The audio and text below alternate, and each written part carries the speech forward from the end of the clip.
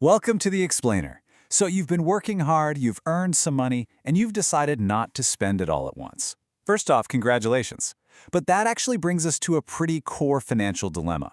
You've got to decide exactly where to put that hard-earned cash so it works best for you. Picture this scenario for a second. Imagine a young adult. Hey, maybe it's even you. You just got your very first proper paycheck, and the excitement is absolutely real. You've paid for your immediate expenses, maybe treated yourself to a nice dinner, and now you have some spare cash left over. You know hiding it under the mattress isn't exactly a stellar long-term strategy, right? You need a safe place to put it in a commercial bank. But the second you walk into that bank or open up your banking app, you are just hit with a wall of different account options. So what now? You're probably looking at something that feels like a giant puzzle. Commercial banks offer a whole bunch of different paths for your money, like current accounts or recurring deposits. But today, we're going to hyper-focus. We are looking purely at Path 1, the savings account, and Path 4, the fixed deposit account. These two are basically the foundational pillars of personal saving, and understanding the difference between them is absolutely crucial for your financial literacy. Let's meet the contenders for today's ultimate matchup, savings versus fixed. Let's start by getting to know our first contender. A saving deposit is an account open with the purpose of collecting small savings from the people. Just think of it as a highly flexible, everyday digital piggy bank.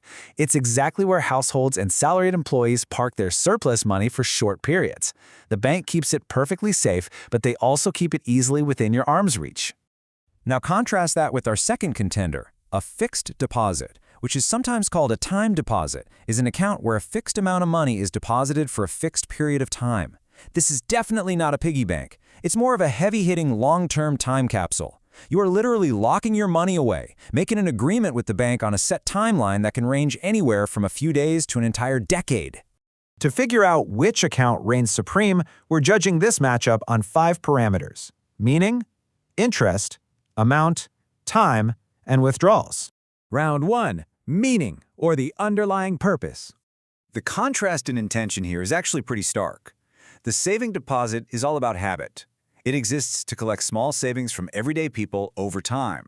You drop a little in today, a little more next week. It's a dynamic, breathing account. The fixed deposit, on the other hand, is a singular event. It's a one-time deposit where a specific, unchanging amount of money is locked in for a set period. You aren't adding to a fixed deposit week by week. You just set it and forget it. Moving on to round 2, interest, the rate of return. Okay, here is where the competition really heats up. On a saving deposit, the rate of interest is nominal. It's low. And why is that?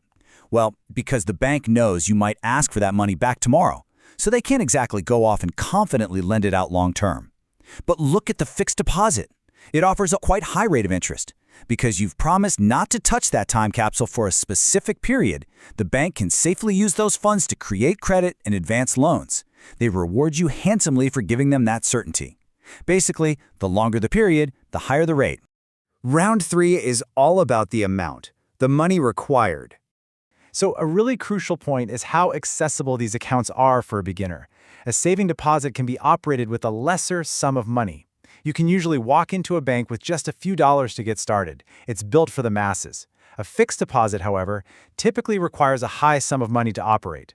Because it's a one-time lump sum designed to generate significant interest, it's not really meant for your loose pocket change. It requires a dedicated, chunky piece of capital. Round 4, time period, or the duration of your deposit. Let's see how this builds on what we've already covered. A saving deposit is continuous. It can be operated for any number of years. You might open it when you're 16 and literally still be using that exact same account when you're 60. It's completely open-ended. A fixed deposit is the exact opposite. It is operated only up to a fixed or specified period of time. So say exactly 12 months or exactly 5 years. Once that maturity date hits, the account's life cycle is technically over unless you actively choose to renew it. And finally, round 5, withdrawals, your access to funds. This is where we see the ultimate trade-off between these two accounts. With a saving deposit, withdrawals of money are allowed throughout the tenure of the account, subject only to some minor restrictions. Like maybe the bank says you can only write 5 checks a month, or they cap your daily transactions. But generally speaking, it's your money whenever you want it. With a fixed deposit, withdrawals are strictly not permitted until the expiry of the fixed period. That money is locked down tight.